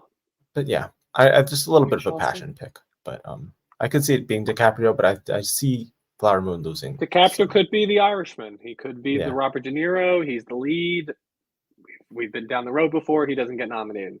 But again, I have to see All of Us Strangers perform well in order to be confident in that. I'm not going to do that prematurely, even though I think I've already suggested that. I don't think it needs to do. You have, yes. But I don't think it needs to do extremely well. Like Paul Mescal was After Sun's only nomination, which that was a much less competitive year. But I think if he's enough people, like you said, if he's enough people's number 1 passion pick, I think that's enough for him to get in. Whereas I don't see anyone really thinking DiCaprio is their number 1 per se. I don't think anyone's going to be like, he's my favorite. We saw some of those people say that it was the best performance of his career. I would like to find these people because I don't believe they exist. Well. And sit them down to watch more DiCaprio at least, movies. Remember, right now, what I need All of the Strangers to do is not be passages. It needs to differentiate itself and needs to have a little bit higher of an awards persona. Right now, I feel like they're on the same plane. It's got Searchlight behind it, so I think that'll help as well. That helps. But again, let's see how it performs when it opens, and I will make a final decision. Yeah. Let's It's see. Any thoughts on November. this? It is November. Yeah. Jeffrey Wright could win. I don't know about that. I haven't seen the film, so I can't really speak to it. But from what I've heard, it doesn't seem like it's nearly as showy as Maestro and even Murphy and Oppenheimer. I mean, it's the battle of the biopics this year. I think it's one of those two. I don't see anyone else winning. Same 5, except you have Domingo over Scott. Yeah, I could still, even though the buzz is very low on it, see Domingo maybe getting in just because it's a biopic. He's very charming and he's campaigning. So I think that we'll have to see. If Best Supporting Actor doesn't go his way for Color Purple, they may want to give him something. He's having a good year. Got a good year. It's potential. That's why I think 7 is a good spot for him right now. Yeah. SAG Awards. Yeah, I think just like last year, SAG will be the most important precursor. DiCaprio's 3, no way he misses. I don't know if I'd say he's number 3, but I think this is a hard category, so I think he could very well get in there. I think he's 5. I think those other 4 are very strong. Yes. Samantha has my same 5, so good predictions, Samantha. Another Jamie Lee Curtis moment could happen this award season where it doesn't win in Globe, but it wins in SAG. Maybe, but I don't completely think about that. Cooper, Murphy, Giamatti, DiCaprio, Wright. Yeah, I can see that. I can see that as well. That's not 5. Aaron and I agree. That's all Best Picture movies, though. Like, I feel like we have to have someone who's not in Best Picture. You and your stats with this cat. I remember when you were like, Peter Dinklage, because we have to have somebody who hasn't been nominated. And it didn't happen. Javier Bardem got nominated. And then the following year, it was all first-time To be honest, I would have preferred Javier Bardem than anything from Cyrano. No, thank you. Even Dinklage? I mean, I like Dinklage, but, he has enough Emmys that they're worth one Oscar. Yeah, but I would take Dinklage getting his first Oscar nom over whatever Bardem was doing in that trash. Yeah, you hated that movie. One of the worst films of that year. So yeah. I've seen all of them, and Andrew's a passion pick for me. Yep, he's a passion pick for me too. I think the more people who see this film, they're gonna be like, "Dang, that's a very good performance. He deserves to be." I remember when he was Mr. Moriarty before he was even the hot priest. Yep. From Moriarty to hot priest to Oscar nominee. I mean, just like Riverdale to Oscar nominee, it's a track record that you can follow. Track record has happened once. It hasn't even happened yet. They're laying the path for future Riverdale and hot priests to get nominated at the Oscars. I have the same 10 except instead of Phoenix, I should have him in this list. That makes sense because I think he could get some critics' love. But I don't think he'll have a chance of getting an Oscar nomination, unfortunately. This movie is not coming out this year, so that would be for next year. I still don't think it'll be a huge contender. Is it? I thought they were doing a limited release for Christmas. So they pushed it back to They pushed it to February, I think. Is when it comes out now. So. Well, that tells you all you need to know about that movie. Yeah. I think it could do well, though. We'll see. Leo won't win, but he'll as far as awards go. Yeah. All of Us Strangers is just a screenplay pick. Yeah. And if Barbie is an adapted screenplay, then I think it misses adapted screenplay. So yeah. I think All of Us Strangers misses. Yeah. I mean, if Barbie gets in there, then what's kicking out is All of Us Strangers. I just want to make sure that's what you were saying. Yeah. I think it's Shall we move on? Since it's November, it's a bit of a passion pick for me. Let's see if we have anything else quickly to address. The only acting category that feels like a lock at this stage. The closest thing to a lock, I will say. Let's move on to that. I think it's the most locked acting category for sure. It's the most, but I wouldn't. It's not locked yet. No, not yet. But I've got Brooks winning. Pretty easy. I think she's going to be a sweeper. I think we were both on this train before the reactions came out, so we were early birds on this.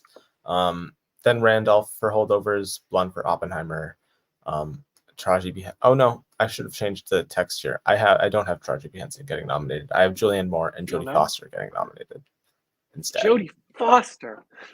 Well, because if I have May December in Best Picture, and then I have Taraji B. Henson, if I have this lineup that it is on the text, and I have May December in Best Picture, then all of my supporting nominees, all 10 of them, will be in Best Picture films, and that never happens.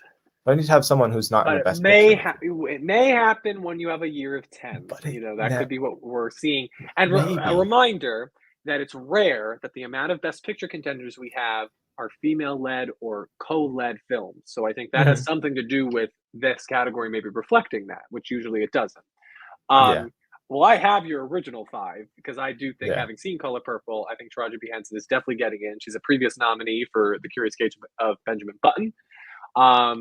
I think Julianne Moore definitely gets in. What a high wire act of a performance and a character to walk.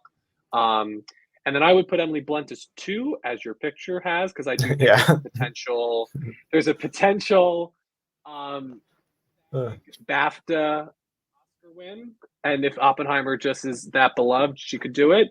But having seen The Color Purple, as I said on Twitter or X, engrave the Oscar now.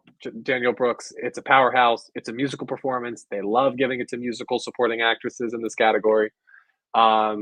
Yeah, and this is where The Color Purple will really get that support and love. And as you said, if it does win SAG Ensemble, then this is the acting individual award that it wins at the Oscars. So I think Daniel Brooks is very strong. Divine Joy Randolph, I think definitely in there, definitely number 3 for me. Yeah. But as far as the win, I do think it's Daniel Brooks and potentially Emily Blunt is a sneaker. Yeah. Yeah. I'll take out Jodie Foster, I guess, and do Henson. But then I'm also doing we'll talk about that in supporting actor. Never mind. I forgot we haven't gone to that. But you're doing a double. You took somebody out. Yeah, but I think Henson. I mean, you've seen the film and you have her getting in there, so I should probably have her in there. But she has a great number. She's fun, and she's very different than Daniel Brooks. Nominee. She does not have the same flavor. I also do think there'll be some people that want to give it. Taraji P. Henson has paid her dues, and so they'll want to give her some love. Yeah, only one nomination, for Benjamin Button, right? I know she should have gotten nominated for Hidden Figures. For Hidden Figures, I mean that story.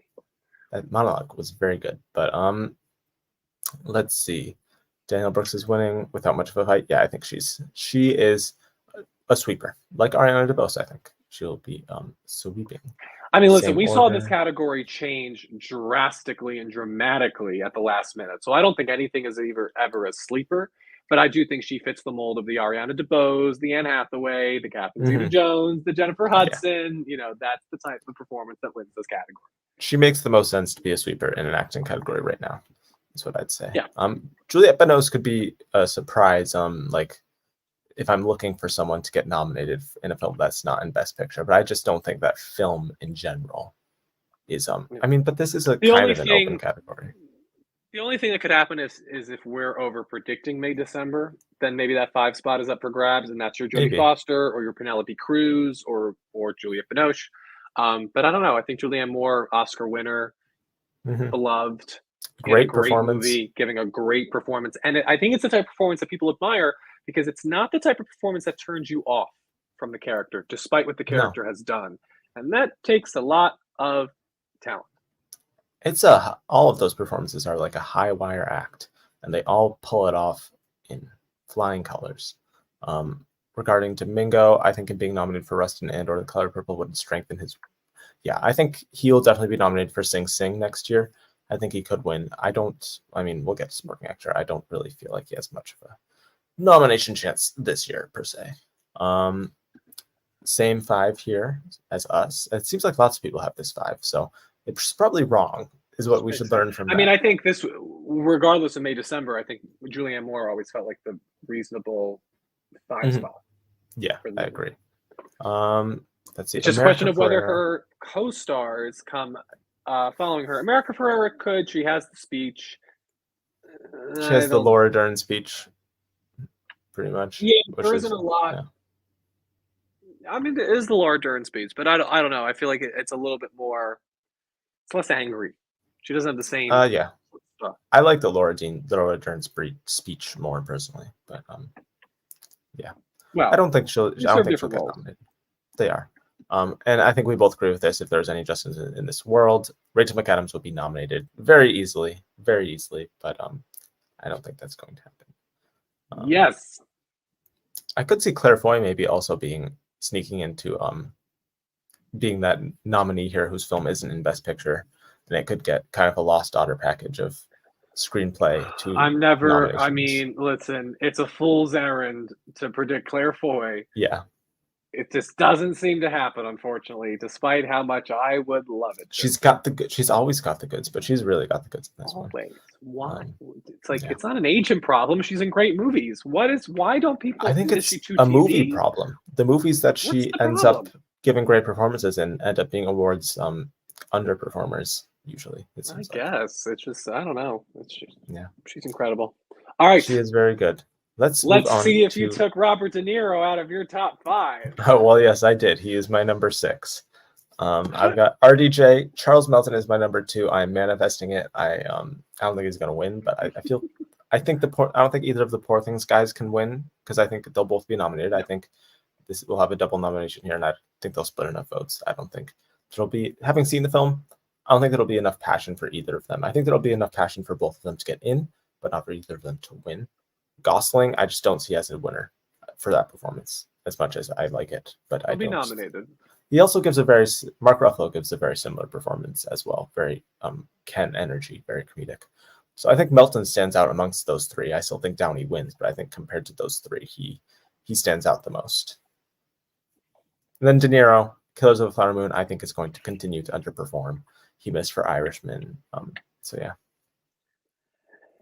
I'm really torn because I think what hurts Coleman Domingo is that he's a very unlikable character for the majority of that movie.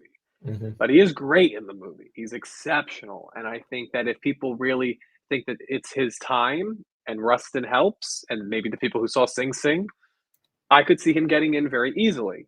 I haven't seen Poor Things, which really hurts this conversation because I don't know, do Dafoe and Ruffalo split each other's votes?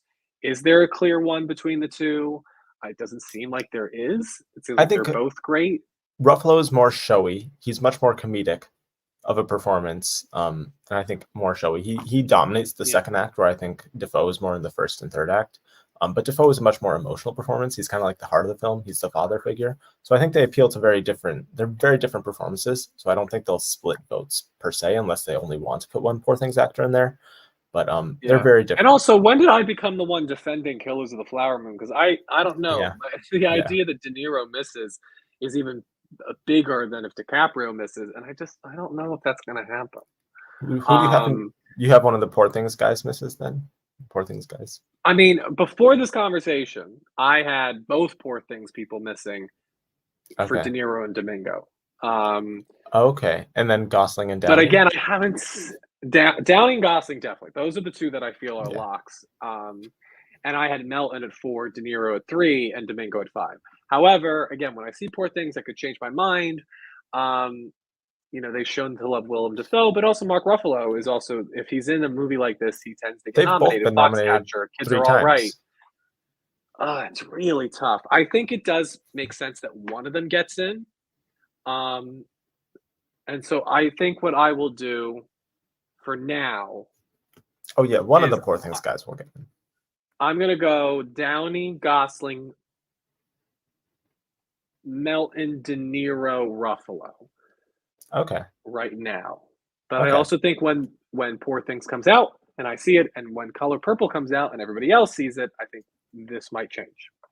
I do wonder if Domingo is hurt, given that Fantasia, Taraji. I think they're just look at the poster. So strong. They're the and spotlight. It's that type of movie. I wonder if that does hurt him. It's that he has to come forth in any conversation about the movie. So maybe you're right. Maybe it is one of the Poor Things boys, and then take out one of them for De Niro. I don't see De Niro missing. I don't think this is The Irishman. I can see it. Because Al Pacino and Joe Pesci didn't miss for The Irishman, and he's playing that role. He's playing the Joe Pesci role. He is. Do you think, I've seen some people say that they think Gosling could miss here? Do you think that would happen? No. I don't. Yeah. You kidding me? I don't get that. If I'm Just Ken gets nominated for Best Song, I mean, come on. There's no way. Yeah, there's way too much buzz on the film and his performance. I think he's 2 and he's locked. Yeah, I just have Charles Melton is my number 2. I probably agree he's not that strong, but as I said, I'm his campaign manager, so I need to be pushing the narrative that he is that strong. Hey, listen, it worked out for me with Angela Bassett. She got that nomination. So before the win. Sometimes you got to support your favorite. Well, you're not thinking Melton's going to win. No, no. I think he is a stronger contender to win than either of the Poor Things guys, is what I'd say.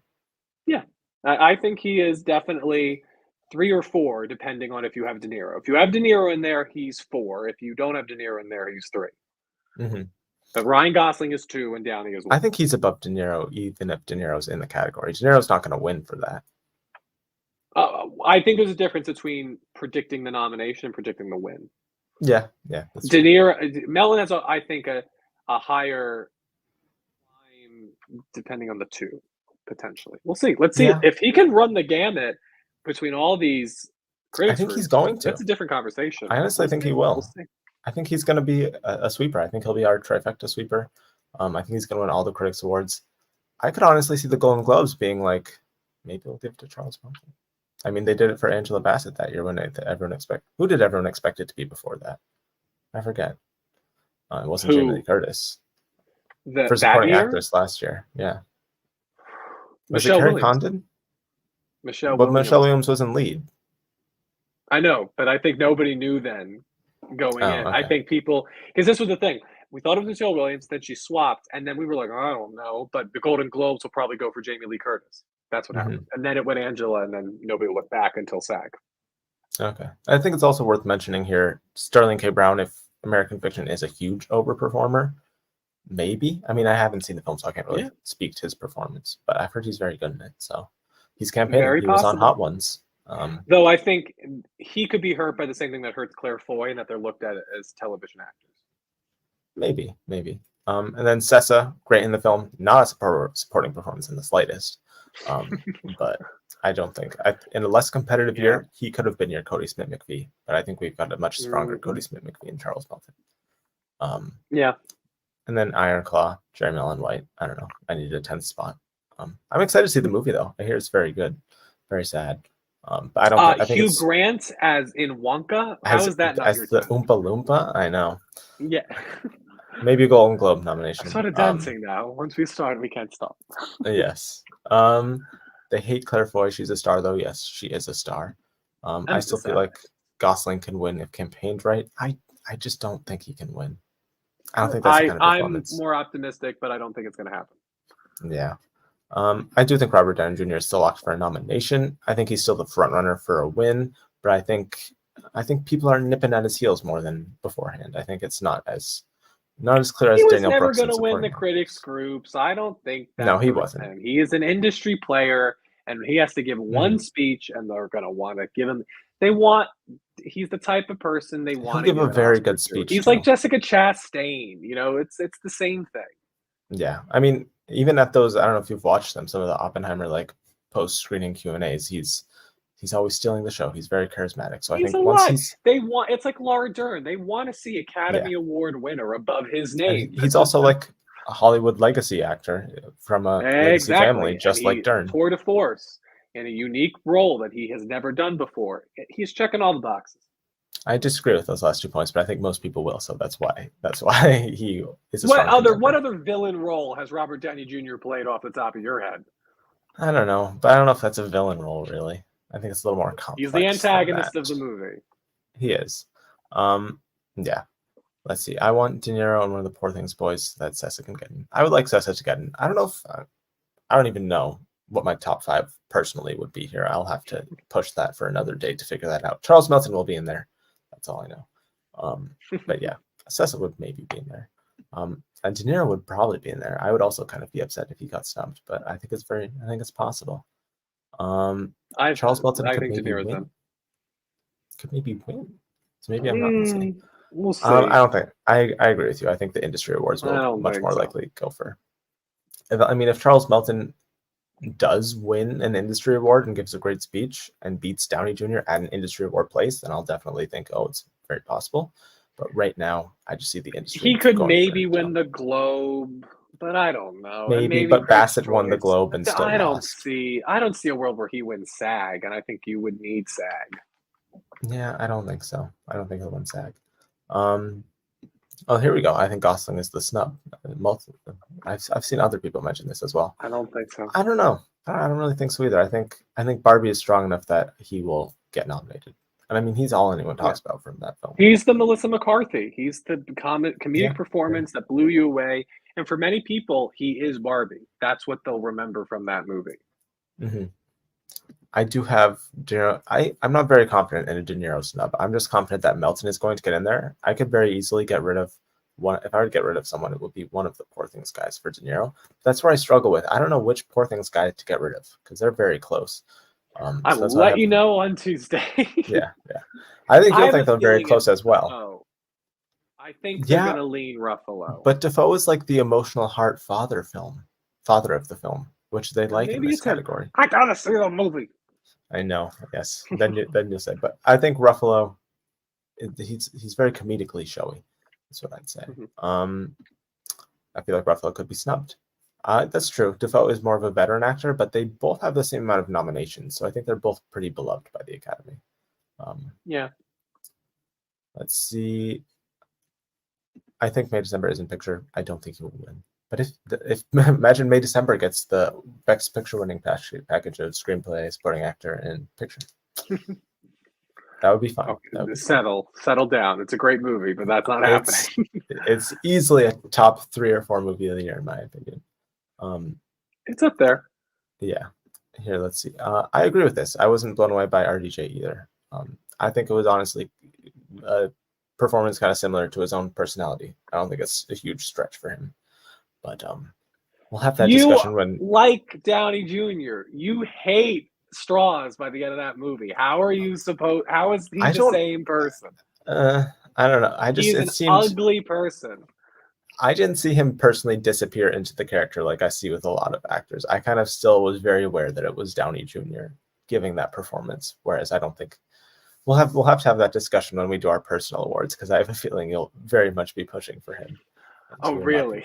be. Yeah, you will, yeah. Maybe I'll be pushing for Alden Ehrenreich and Oppenheimer instead.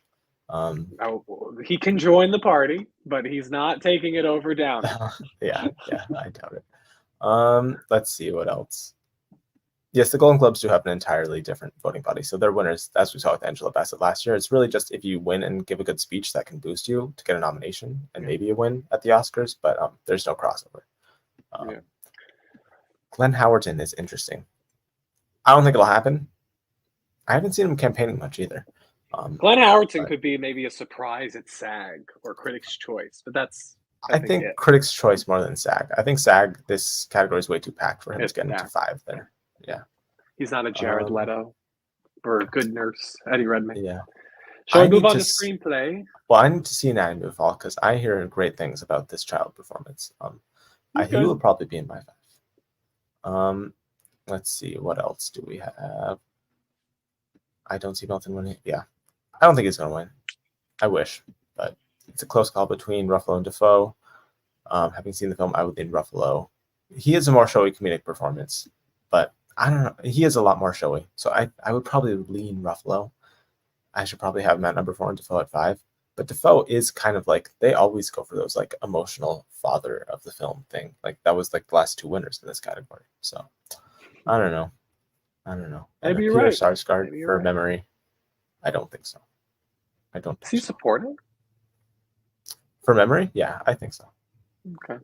Because they don't do supporting at Venice, which is why he won lead actor. Oh, gotcha. All right, yeah. Screenplay. Let's do original screenplay, where I think. Well, I don't have Barbie. I have Barbie. I don't think they're going to think it's going to end up in original. I think they're going to push it over to adapted. Right. So I have holdovers. If it was an original, would you put it in? I'd have it winning. If it was an original, okay. I'd have it winning. Okay, cool. But I don't think then let me just check. I think then we have the same. Yeah, I think for me it's May December and Anatomy of a Fall fighting for that 5th spot with maybe I'm leaning May December. Yeah, because I think that Past Lives, because I have Past Lives getting in for Best Picture, Maestro as well. May December is the one that's because May December and Anatomy of a Fall are on the bubble in both. So which one gets in for picture? I think May December is a much stronger screenplay than both of them, though. You haven't Maestro's seen screenplay is flawed. Maestro's screenplay is very flawed. Well, I'll let you know next week. But I think what we should May December, it's a very good screenplay, but also it could prove to be a little divisive. We'll see. I don't think so, We'll see. personally. But yeah, I think if Barbie isn't here, it's probably going to go to holdovers. If Barbie isn't here, either way, it's going to go to a writer in this category who didn't direct the film, I think, unless Celine Song wins for Past Lives. But I don't think that'll happen. Yeah, I which doesn't think happen often. holdovers is probably the most likely winner if Barbie's not here, but I think Barbie will be here. Mm-hmm. I think Barbie's going to get pushed to adapted, but which we can switch over to that adapted screenplay, where I have American Fiction winning. I think it's strong enough to win a category, and it just makes sense. I don't think Oppenheimer needs to win a screenplay to win picture. It just needs director and Nomadland won with just director, and that's what I think is going to happen. I agree. This will be a place to give American Fiction some love. Though I do think the whole idea of Oppenheimer, the feat is on the page of what it was achieving. And also the idea that they wrote in first person is a cool little anecdote. So I definitely think it's between those two. I don't have Barbie in here because I have it in original. And so I think my 5 is probably All of Us Strangers. But it could be Zone of Interest if that movie overperforms in the other category. I did this last time too. I didn't update anything with 6 and below, so I still have Naiad in here, but not All of Us Strangers. All of Us Strangers is my number 6. Ignore this, people. I also think you could maybe see The Color Purple if they're really high on that movie, but I think they tend to not to go with musicals. No.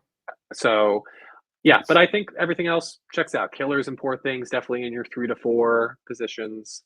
And I think that's the other reason why they're really going to push for Barbie to get to original, because they want Barbie to win, and I think Barbie has a much better shot of winning if it's an original. If it's original is pretty barren for winner. And yes, All of Us Strangers is my number 6. Ignore anything below number 5. Anything below that line, you can ignore it because I always keep forgetting to update it. But yeah, that's a pretty safe 5 there, I think. And that we can address some comments, but that's pretty much it for. Let's get rid of that. Let's switch back over to this and get rid of that. Let's see if we have any questions before we end the show. Melton at number 2. Super mega show. Thank you for watching, everybody, as always. We really appreciate having not only such a wonderful audience, but the fact that you guys routinely show up live and give us questions and comments. We really appreciate it. It makes it fun for us. Very much, very much. I just think May December is stronger than Past Lives. That's why I had it above it. I think they're even. I think they're on the same playing field. I think Barbie would win in original. I don't think it'll win in adapted. I think it's too competitive in adapted. Yeah, I agree. I think May December is going to knock out Maestro. I think Netflix is still strong enough. I thought about it. Yeah, I think they're both strong enough to get in though. Hot take. You think Past Lives misses screenplay? That is a hot take. I think if anything, it's just going to get a solo screenplay on. Because that category is there is love for the movie. I don't think we should discount it just because it came out early. There is love for the movie, and I think that A24 I think they know what they have, and they're going to try their best. I think they should probably prioritize Past Lives over Zone of Interest, though. I think that needs to happen. And so they're going to have to make up their mind soon, or they're going to be like 2019, lost too late. I could see, if it were a stronger year in original, I do think I would have Maestro winning, because it is, the screenplay is the weakest part of it. But because it isn't that strong of a year, I don't think that'll happen. I just want to say, my worry with Past Lives is that it could be just like 2019, where they didn't know that The Farewell was going to be their major play because they were waiting so long on Uncut Gems. And if that's what they do with Zone of Interest, it could hurt Past Lives. I don't think they're fully committed to Screenplay is pretty safe. Yet. I don't think they've committed to have a hasn't solo. been released. They got to release Zone of Interest. Yeah, but I don't think they've committed to Past Lives being their number 1 either. I think they're kind of like, which one do you like?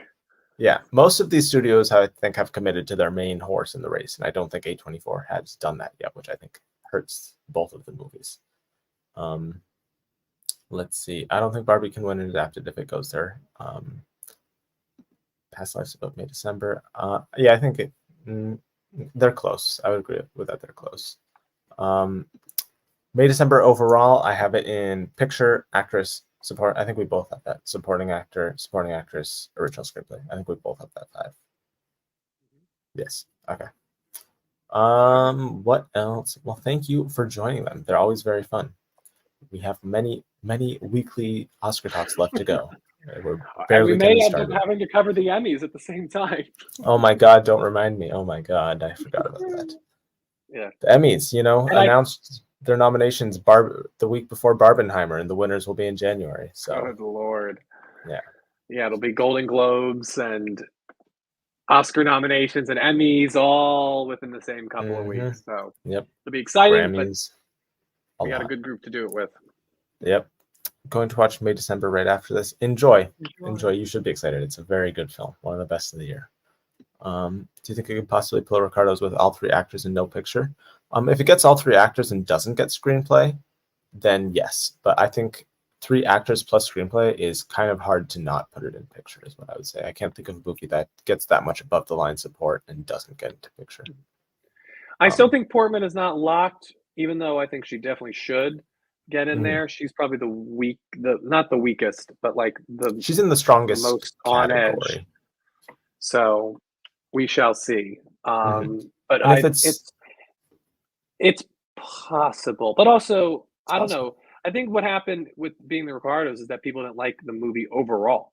They like the people in it. Where I think people are liking they like May December as a picture, and they also identify the individual actors. Like there's not that disconnect that there is.